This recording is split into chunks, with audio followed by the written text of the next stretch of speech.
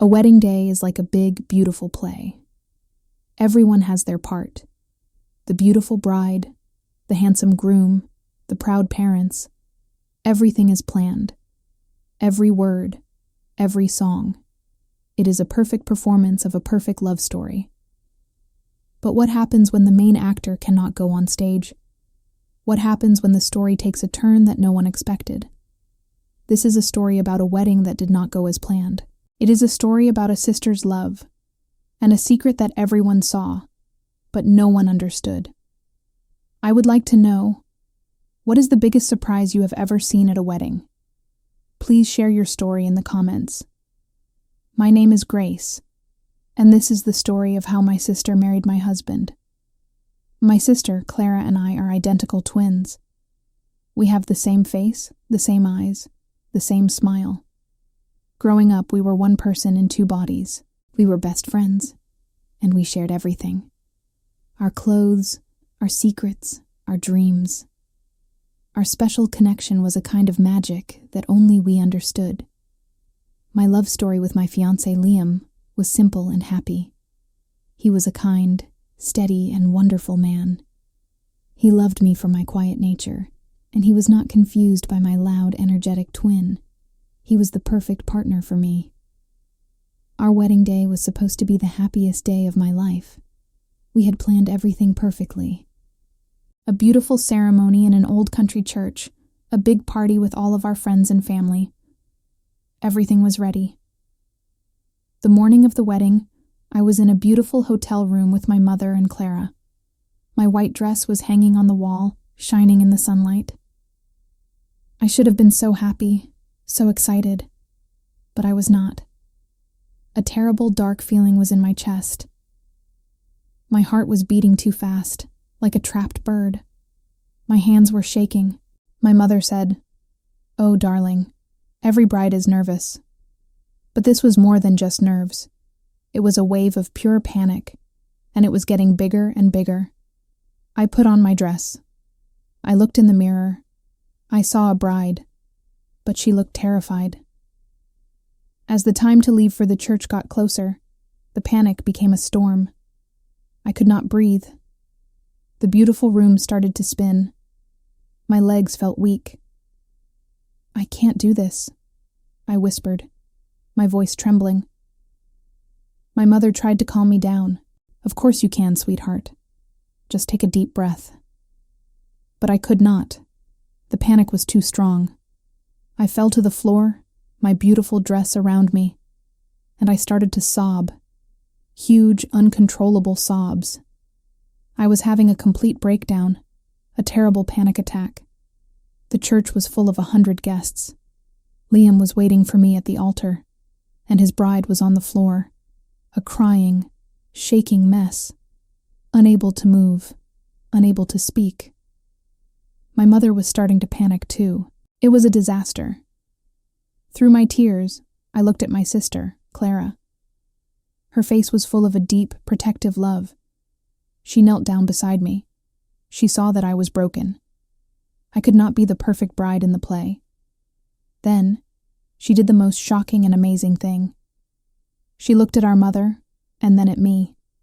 Her face was calm and strong. "I will do it," she said, her voice a quiet, firm whisper. I was crying too much to understand. "What?" my mother asked, her eyes wide. Clara stood up. "Grace cannot go out there like this," she said. "It will be a humiliation. I will take her place." Before we could say anything, she started to take off her pink maid of honor dress. She put on my wedding dress. She put the white veil over her face. We looked exactly the same. No one would know the difference. "Clara, no," I whispered, but my voice was too weak. She looked at me, her eyes full of a brave, crazy love. "I will not let your perfect day be ruined," she said. "I will not let Liam be left at the altar. I will fix this, just for now." She kissed my forehead. Then she turned to our mother. "Take care of her," she said. And then she walked out of the room, a perfect, beautiful bride, my sister. She was going to walk down the aisle and stand next to the man I loved. She was going to pretend to be me. After Clara left the room, dressed as me, a strange, quiet calm settled in the hotel room. My mother held my hand. My terrible panic attack was slowly fading, like a distant storm.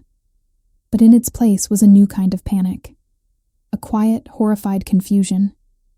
What was happening? What was Clara doing? I imagined her walking down the aisle. I imagined her standing next to Liam, the man I loved. It was a nightmare. I had to stop her. I tried to stand up, but my legs were still weak. "We have to stop her," I whispered to my mother. My mother just held my hand tighter. "Just wait, Grace," she said, her own face pale with worry. "Just trust your sister." In the church, everything was perfect. Clara walked down the aisle, her face covered by the white veil. She looked like a calm, beautiful bride. My father, who was also in on the secret plan, walked beside her. He was a good actor. He smiled proudly. Liam was waiting at the altar. His face was full of so much love when he saw her. He had no idea it was not me. The music was beautiful. The church was full of flowers. The performance was perfect. Clara reached the altar. She stood in front of Liam. He gently took her hand. The priest began. He spoke beautiful words about love and marriage. I was not there to hear them, but my mother was getting text messages from my aunt in the church, telling us what was happening. "She is at the altar," one text said. "Everything is fine. No one knows." I felt a terrible mix of relief and horror. The ceremony continued. The priest turned to Liam. "Do you, Liam, take Grace to be your wife?" he asked. Liam looked at Clara, his eyes shining. "I do," he said, his voice strong and clear. Then, the priest turned to Clara. "And do you, Grace, take Liam to be your husband?" The church was completely silent. My aunt's text messages stopped. In the hotel room, I held my breath. This was the moment. What was she going to do? Clara was silent for a long moment. Liam looked at her, his happy smile turning into a small, confused frown. And then, she did something no one expected. She lifted her veil. She revealed her face. She looked at Liam, with her own eyes, not mine. And then she turned to the shocked and confused guests. "I cannot answer that question," she said, her voice clear and strong. "Because I am not Grace. I am her twin sister, Clara." A loud gasp went through the church. People started whispering. Liam's face was a picture of pure shock. He looked from Clara's face to my father's, confused. Before the confusion could turn to anger, Clara started to speak again. She told them everything. "Grace is not here today," she said. "She is at the hotel. She is okay. But she has a sickness that she has hidden from most of you, because she was ashamed. She has a severe anxiety disorder, and today, on the day she wanted to be perfect for all of you, and especially for you, Liam, her fear was too strong. She had a terrible panic attack. She could not walk. She could not breathe. She turned to Liam, and her eyes were full of tears. Liam, Grace loves you more than anything in this world. She was so scared of disappointing you, of ruining this day. I am not standing here to take her place. I am standing here because I love my sister, and I wanted to protect her from a public heartbreak. I am here to tell you that the woman who was supposed to marry you today loves you so much that even when her own mind was breaking, her only thought was about you." The church was silent again. But this time it was a different kind of silence. It was a silence of understanding, of compassion. And then, something amazing happened. An old man in the back of the church started to clap. Just a slow, soft clap. Then another person joined in, and another. Soon the entire church was on their feet, applauding. They were not applauding a wedding. They were applauding a sister's love. They were applauding the truth. Liam just stared at Clara, his face no longer full of shock, but of a deep, new understanding.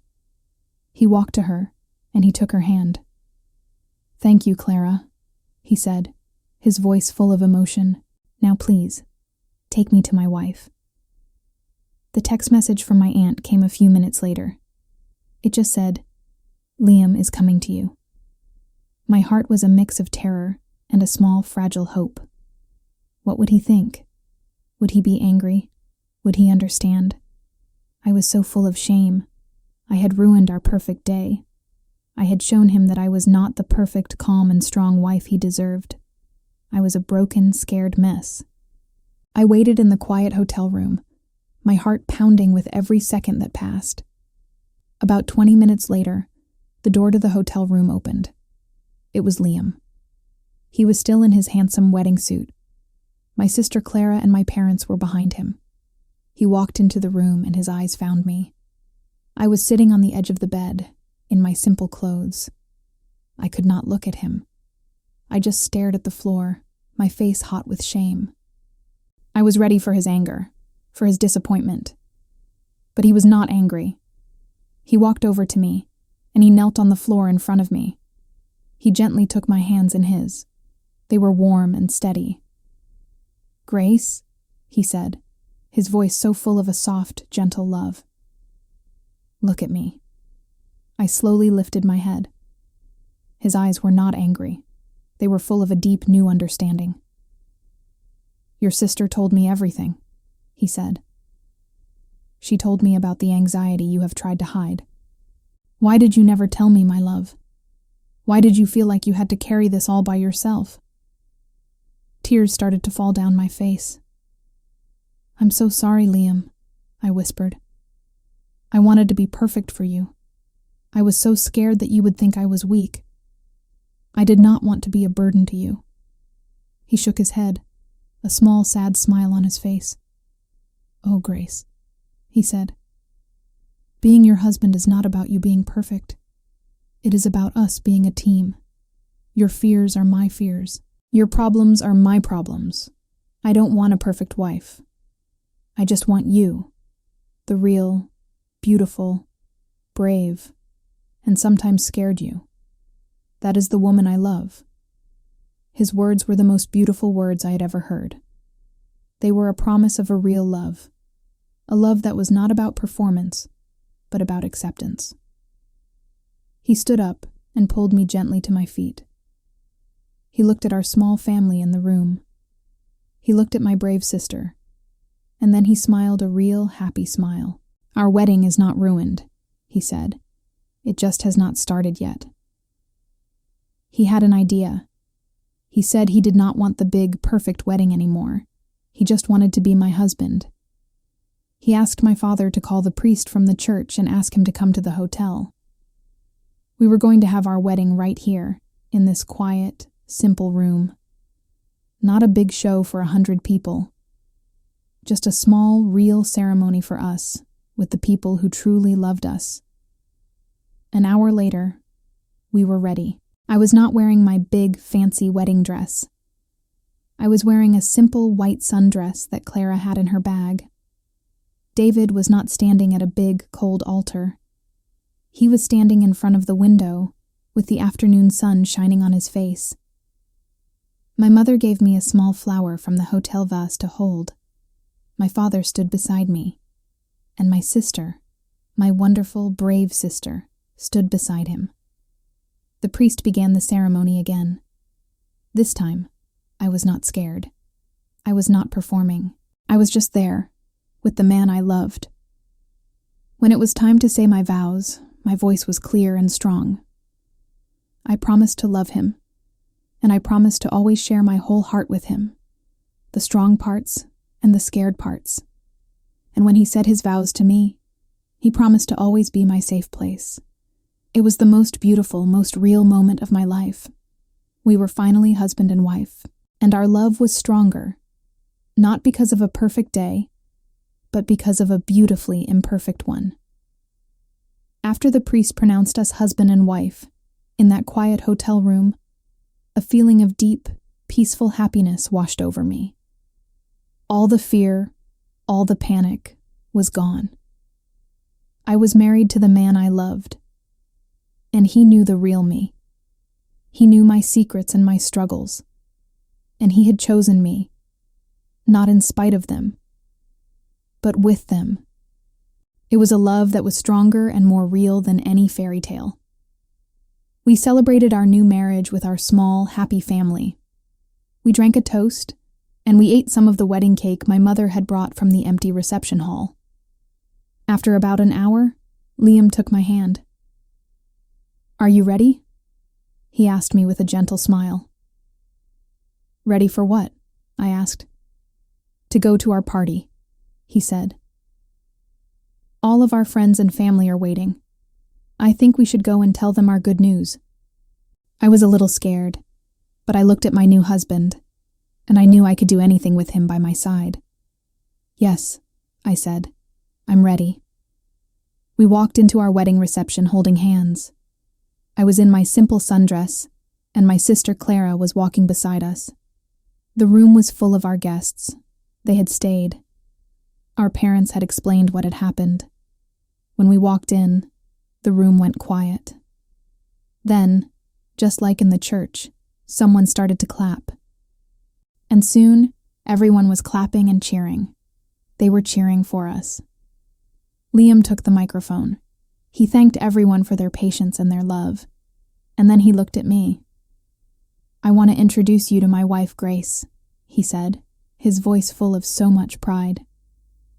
"She is the strongest, bravest person I have ever met. Today was a difficult day for her, but she faced her fears with so much honesty. I am the luckiest man in the world." Then he looked at my sister. "And this is my new sister, Clara," he said, "who taught us all what the love of a family really means." He raised his glass. "We did not have the wedding we planned," he said to the room. "We had something better. We had a real one. The rest of the night was the best party of our lives. We danced, we laughed, and we were celebrated not for being a perfect couple, but for being a real one. Our marriage was built on that foundation of truth and acceptance." I started to talk to Liam about my anxiety. I was not ashamed of it anymore. It was just a part of me, and he was a part of helping me carry it. He learned what my fears looked like, and he learned how to be my safe place. Our love was not a performance. It was a real, everyday partnership. My sister and I were closer than ever. Our bond, which was already so strong, was now unbreakable. My wedding day started as the worst day of my life. My greatest fear, my secret weakness, was shown to the whole world. But that terrible moment became the greatest gift. It broke down the walls I had built around my heart. It allowed me to be truly seen and to be loved for who I really was. I learned that true love is not about finding someone who thinks you are perfect. True love is about finding someone who knows you are not and loves you anyway. If this story about real, imperfect love was meaningful to you, please give this video a like. What do you think is the most important part of a strong marriage? Share your thoughts in the comments. For more emotional English stories that show the real meaning of love, please be sure to follow our channel.